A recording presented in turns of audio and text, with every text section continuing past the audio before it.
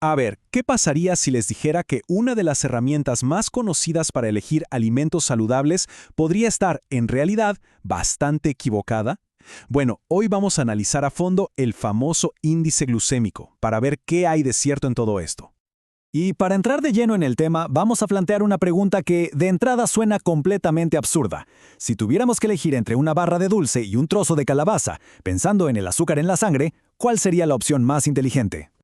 Fíjense bien en estos números. Según el índice glucémico o IG, una barra Snickers tiene un valor de 59, que se considera medio bajo.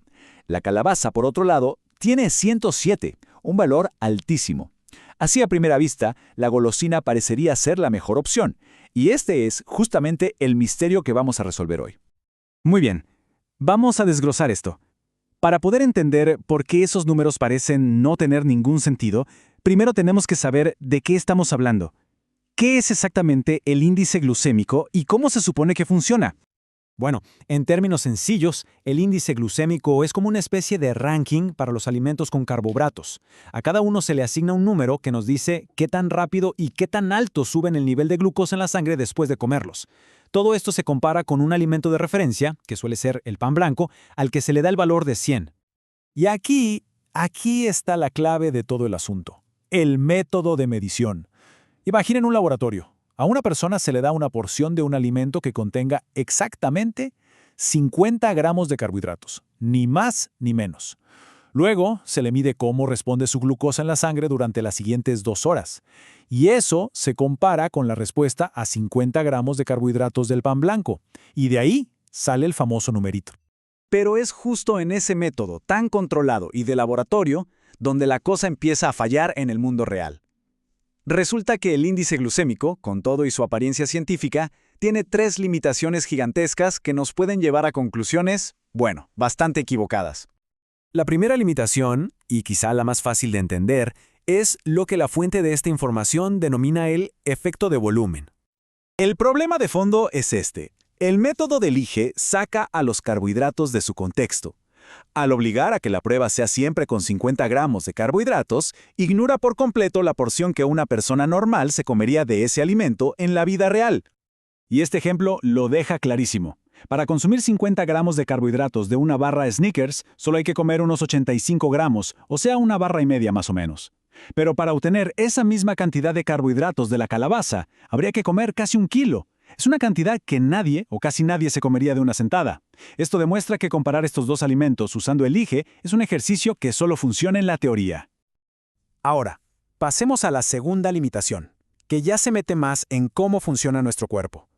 El índice glucémico no mide la insulina. A ver, el IgE se enfoca solo en una cosa: el nivel de azúcar en la sangre, pero se olvida del actor principal que gestiona ese azúcar, la insulina. La insulina es la hormona que le dice a nuestras células que abran la puerta para que entre la glucosa. Así que un alimento podría no subir tanto el azúcar, pero sí provocar que el cuerpo libere una cantidad enorme de insulina. Y eso para el metabolismo es súper importante. Este gráfico es una maravilla para entenderlo. Muestra cómo un dulce que tiene un IgE moderado de 70 puede causar una respuesta de insulina masiva, de 120, y por otro lado, los granos integrales con un IgE más alto de 75 provocan una respuesta de insulina mucho más baja. El IgE por sí solo no nos está contando ni la mitad de la película. Y esto nos lleva a la tercera y última gran limitación, que además está conectada con las otras dos. El IgE solo se fija en los carbohidratos. Como la prueba se basa únicamente en esos 50 gramos de carbohidratos, ignora todo lo demás que tiene el alimento, y esto es especialmente problemático con la grasa. La grasa hace que el estómago se vacíe más lento y por lo tanto que el azúcar se absorba más despacio. Esto puede hacer que el IgE de un alimento baje artificialmente, creando la extraña situación en la que algo muy alto en grasa y calorías, como unas papas fritas, parezca una mejor opción que una simple papa al horno. La fuente original de donde sale este análisis lo resume de una forma perfecta. Si se utiliza el índice glucémico para comparar alimentos que son de tipos muy diferentes, se podría llegar erróneamente a la conclusión de que las calabazas son malas. Clarísimo, ¿no? Entonces, si el índice glucémico es una herramienta tan imperfecta, ¿hay algo mejor? Bueno, la fuente de esta información propone una alternativa que llama el cociente de carbohidratos.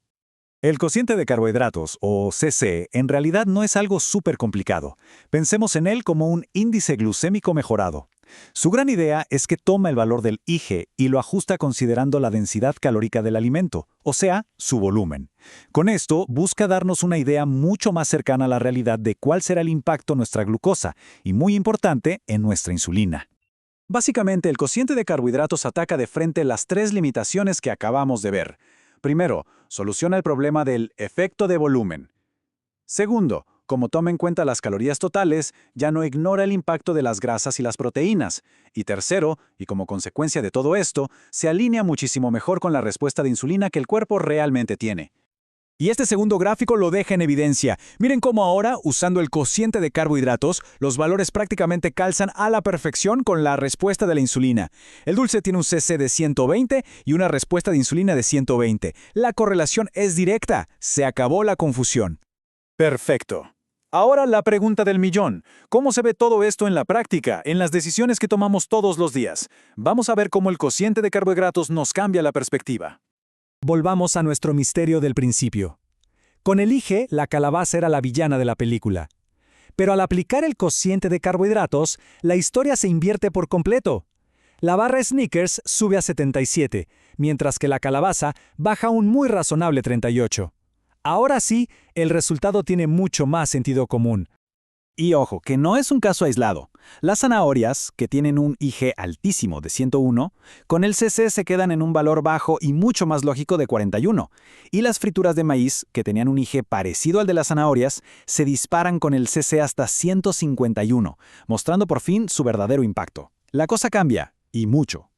Entonces, al final del día, cuando se trata de evaluar lo que vamos a comer, la pregunta que queda es, ¿qué números deberían guiar esa decisión? ¿Un índice que a veces puede ser bastante engañoso o uno que parece reflejar mucho mejor el impacto real en el cuerpo? Sin duda algo para pensar la próxima vez que nos sentemos a la mesa.